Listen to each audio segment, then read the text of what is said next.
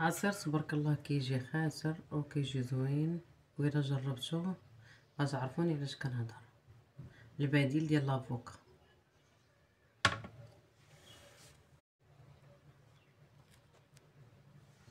عصير تبارك الله كيجي خاسر وكيجي زوين، وإلا جربتوه غتعرفوني علاش كنهضر.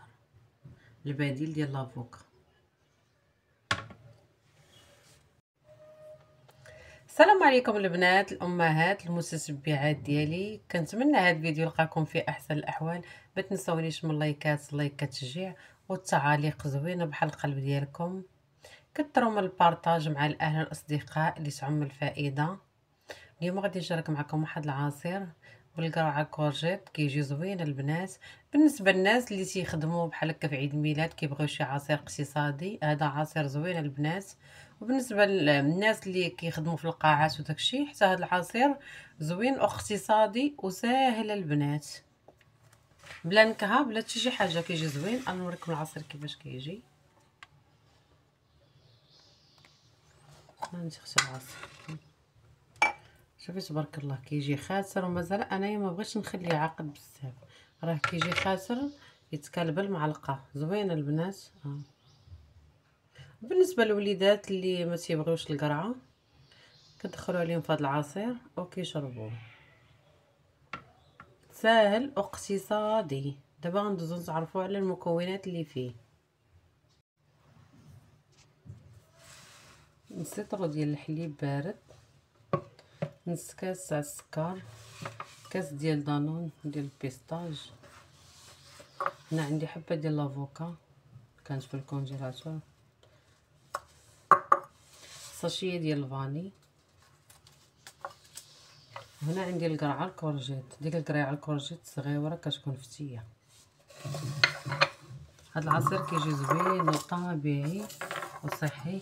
كناخدو هاد القرعه ونقطعو نقيوها هكا. كنشكر الاخوات والاخوان كاملين اللي كيشجعوني وكيخليو ليا تعليق زوين.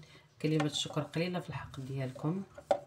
البنات اللي بغات شي وصفه، اللي بغات شي طلبيه ولا شي حاجه تخليها لي في التعاليق، راه التعاليق كامله كنقراها، ولا تدخل عندي الانستغرام وتكتب ليا. نحيدو لها هاد الباسه ديالها. كناخدو واحد الكاسرونه كنقطعوها دوائر رقيقه هكا، شوف دوائر رقيقه. من الاحسن تاخدوا هاد القريعه تكون صغيره هكا فتيه، كتجي زوينه. كنقطعوها كامله دوائر. كنتمنى الشرح يكون واضح. اللي ما فهمت شي حاجه تقولها ليا نعاود نشرح لكم. انا تحت طلب ديال المتتبعات ديالي الاخوات كلهم. كنقطعوها كامله. البنات ضروري تغسلوها مزيان حيت كيكون فيها واحد بحال التراب رقيقه. عندنا كاسرونه كنديروها، كنكبوا عليها شويه الماء وكنخليوها عين السلقه البنات، ما نخليوهاش حتى كتسلق بزاف. غادي نضيف عليها دابا واحد الكاس تاع الماء. العافيه البنات تكون مهيله، ونخليوها تسلق عين السلقه. عين السلقه كنحسوا بها ولات شويه صافي وكنحيدوها. ماشي تخليوها حتى كطيب بزاف يحيد منها الجاد، بحال قلتي الماء تيغلى فيها وصافي. راه هاد الفتيه صغيره بالزربه كطيب.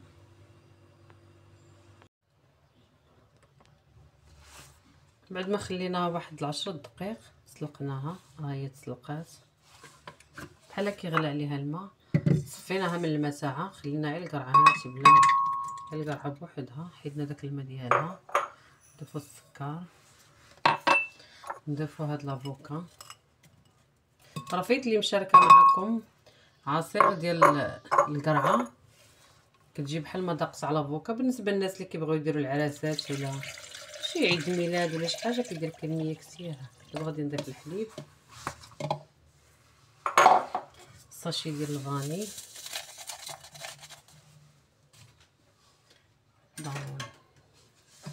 حتى ديك الطريقه تاع القرعه هي كتسلقيها وكطحنيها مع دانون وبنانه هي كتجي زوينه. راه فايت لي مشاركه معكم في القناه، دخلوا للقناه في اليوتيوب وتلقاوها. اللي بغا صار نخلي ليها الرابط.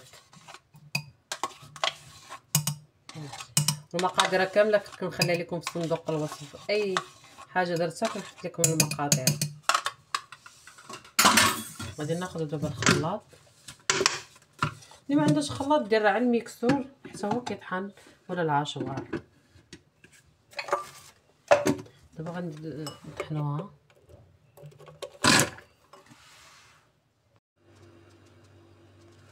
بعد ما طحناه كيفاش كيجي العصير، كيجي خاتم وزوين البنات، طبيعي واقتصادي. شفتي كيفاش كيجي العصير؟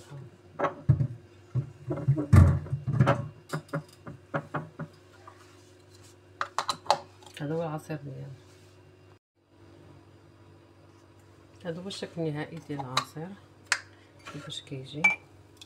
شوفي تبارك الله كيجي خاتم زوين، تحلفي عليه الى لافوكا.